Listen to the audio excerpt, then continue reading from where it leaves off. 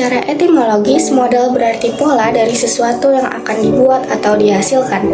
Model dapat dipandang dari 3 jenis kata, yaitu yang pertama sebagai kata benda, yang kedua sebagai kata sifat, dan yang ketiga sebagai kata kerja. Sebagai kata benda, model berarti representasi atau gambaran.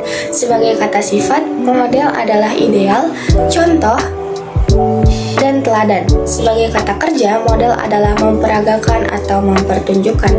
Menurut Helmianti pada tahun 2012 halaman 9, model pembelajaran adalah bentuk pembelajaran yang tergambar dari awal sampai akhir yang disajikan secara khas oleh guru.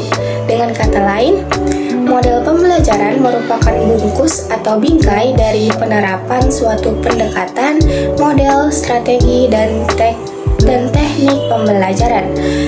Asyafa dalam jurnalnya tahun 2019, yang pertama, model pembelajaran yang efektif sangat membantu dalam proses pembelajaran sehingga tujuan pembelajaran lebih mudah tercapai. Yang kedua, model pembelajaran dapat memberikan informasi yang berguna bagi peserta didik dalam proses pembelajarannya. Yang ketiga, variasi model pembelajaran dapat memberikan gairah bagi peserta didik, menghindari rasa bosan, dan akan berimplikasi pada minat peserta didik serta motivasi peserta didik dalam mengikuti proses pembelajaran. Yang keempat, mengembangkan ragam model pembelajaran sangat argen karena adanya perbedaan karakteristik, kepribadian, kebiasaan-kebiasaan cara belajar peserta didik. Yang kelima, kemampuan dosen atau guru dalam menggunakan model pembelajaran itu beragam dan mereka tidak terpaku hanya pada model tertentu. Yang keenam, tuntutan bagi dosen atau guru profesional memiliki motivasi dan semangat pembaruan dalam menjalankan tugas atau profesinya. Umumnya terdapat beberapa model pembelajaran, namun di sini saya akan memaparkan mengenai model pembelajaran program Discovery Learning. Model pembelajaran Discovery Learning digagas oleh Seymour Jerome Brunner. Menurutnya, penemuan adalah belajar untuk pengembangan kognitif anak dan memiliki pengaruh yang besar terhadap perkembangan bahasa anak. Discovery learning atau penemuan dikembangkan berdasarkan pandangan konstruktivisme, yaitu proses membangun pengetahuan baru berdasarkan struktur kognitif pengalaman. Ide utama teori ini menyebutkan proses belajar merupakan proses pengkonstruksian pengetahuan. Dalam teori ini mengutamakan pembelajaran yang bersifat konkret, mengutamakan proses menanamkan pembelajaran dalam konteks pengalaman sosial dan pembelajaran dilakukan dalam upaya membangun pengetahuan. Adapun menurut Rustia dalam Santosa dan Widya Iswara pada tahun 2020, Discovery Learning ialah suatu cara mengajar yang melibatkan siswa dalam proses kegiatan mental melalui tukar pendapat, diskusi, membaca sendiri, dan mencoba sendiri agar anak belajar sendiri. Dalam konsep belajar, sesungguhnya model Discovery Learning ini merupakan kategori atau konsep yang dapat memungkinkan terjadinya generalisasi dan peran siswa pada strategi Discovery Learning ini membantu membangun pengetahuan bagi diri sendiri, membuat pilihan dan keputusan, melakukan percobaan, mengalami, memunculkan pertanyaan, dan menemukan jawabannya. Dalam strategi ini, siswa juga aktif memecahkan masalah melalui menalar.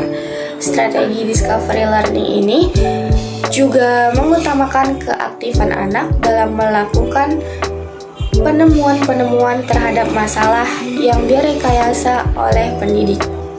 Menurut Azizah tahun 2020 dalam jurnalnya bahwa ada beberapa karakteristik dari model Discovery Learning. Yang pertama, lebih menekankan proses belajar bukan proses mengajar. Yang kedua, mendorong siswa untuk melakukan penyelidikan dari permasalahan yang telah dipilih. Yang ketiga, memberikan kesempatan kepada siswa untuk membangun pengetahuan dan pengalaman baru dari pengalaman nyata.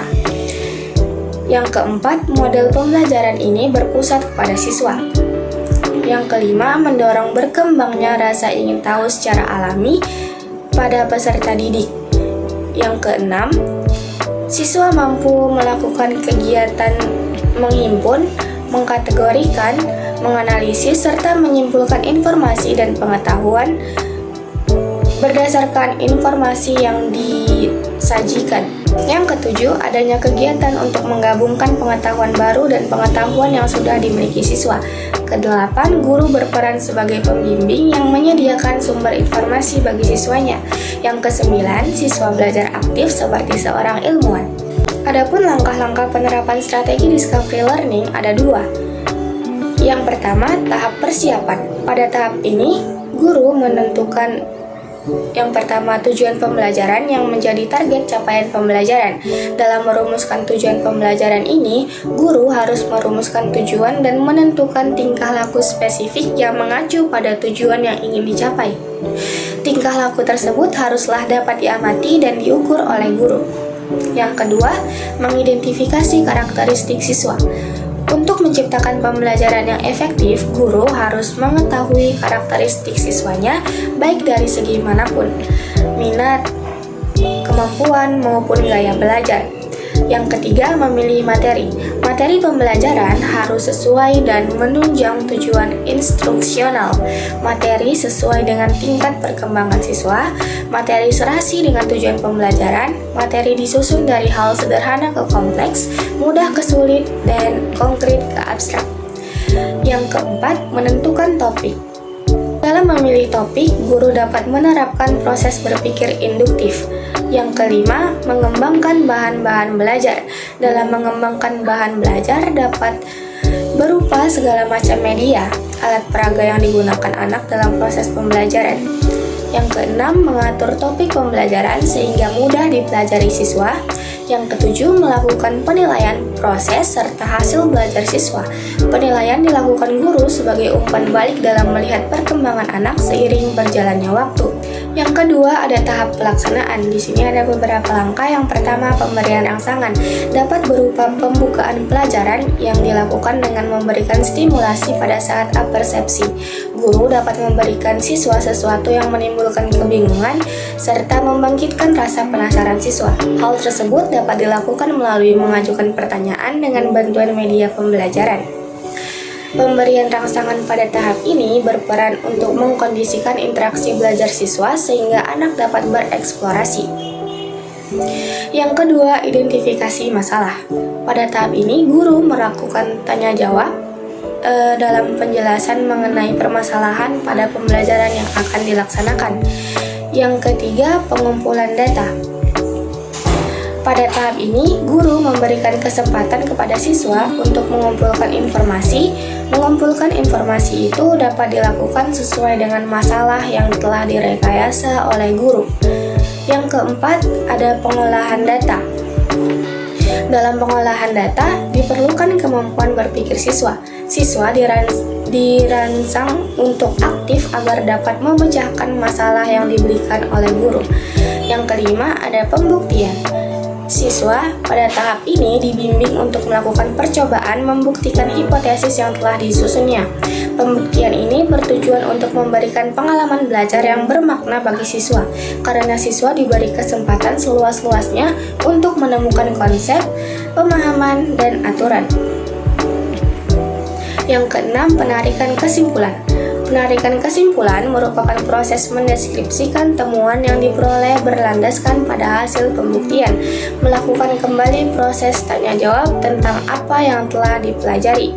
Menurut Azizah, pada tahun 2020 dalam jurnalnya, pembelajaran discovery learning memiliki kelebihan, di antaranya yang pertama, membantu siswa untuk meningkatkan keterampilan dan proses kognitif.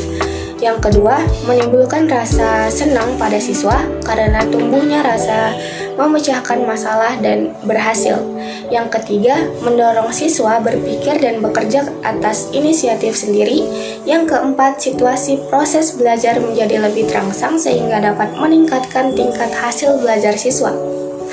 Yang kelima, model ini akan membantu siswa dalam menguatkan konsep diri karena mendapat kepercayaan bekerja sama dengan yang lainnya.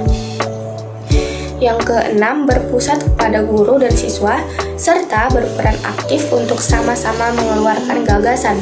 Guru juga dapat bertindak sebagai siswa dan sebagai peneliti dalam sebuah situasi diskusi. Yang ketujuh, membantu siswa dalam menghilangkan rasa ragu-ragu karena mengarah pada kebenaran yang final dan tertentu atau suatu hal yang pasti. Yang kedelapan, siswa akan mengerti konsep dasar serta ide yang lebih baik.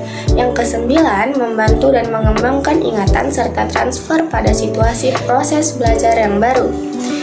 Dan yang kesepuluh, memanfaatkan berbagai jenis sumber belajar. Di samping memiliki kelebihan, model pembelajaran discovery learning ini juga memiliki kekurangan dan akan saya paparkan menurut Azizah juga pada tahun 2020 dalam jurnalnya, yang diantaranya yang pertama, dipersiapkan kesiapan mental pada siswa dengan menggunakan model discovery learning ini. Yang kedua, harapan-harapan yang terkandung dalam model discovery ini dapat buyar berhadapan dengan siswa dan guru yang telah terbiasa dengan cara belajar yang lama. Yang ketiga, kemampuan berpikir rasional siswa yang masih terbatas. Yang keempat, dalam penggunaan model discovery ini membutuhkan waktu yang cukup lama dalam membiasakan diri dengan proses pembelajaran. Yang kelima, terjadi kebingungan pada para peserta didik ketika tidak disediakan semacam kerangka kerja dan semacamnya. Yang keenam, pembelajaran yang lemah mempunyai kecenderungan untuk belajar di bawah standar yang diinginkan, dan guru seringkali gagal mendeteksi pembelajaran semacam ini. Yang ketujuh, bila ruangan kelas terlalu besar, penggunaan model discovery learning ini kurang berhasil. Yang kedelapan, bagi guru dan siswa yang sudah terbiasa dengan perencanaan dan pengajaran tradisional, mungkin akan sangat kecewa bila diganti dengan model penemuan discovery learning ini.